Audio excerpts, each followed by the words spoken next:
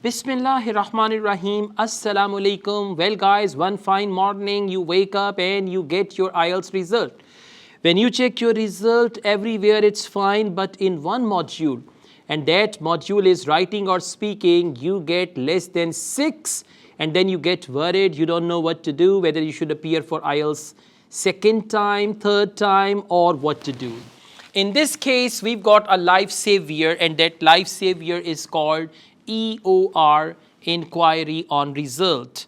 You can apply for Inquiry on Result, means I'm not satisfied with my result and I want another examiner to recheck my result, and obviously there is a fee for that, which is almost half of your IELTS test fee or more than that.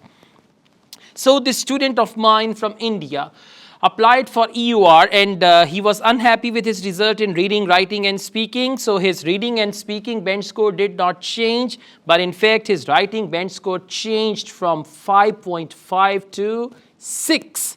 Now see, although this is a half band change, sometimes half band less than your desired band is the main hindrance, and it doesn't allow you to apply for your destination country and all that. So when he got this bench score, his overall bench score became listening 7, reading 6, writing 6, but unfortunately he got speaking 5 band as well, right? So speaking bench score did not improve, but writing bench score improved. And in one of the 4 modules, when your bench score improves, you get your money back. I mean, your EOR fee returns if your bench score improves. And if the bench score remains same, then the money is gone as well.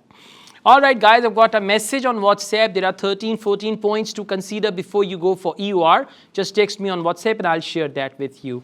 All the best. We also teach IELTS online all over the world and on campus here in Lahore. If you want to be the part of my online or on campus IELTS classes, my WhatsApp number is given. You can contact me for that.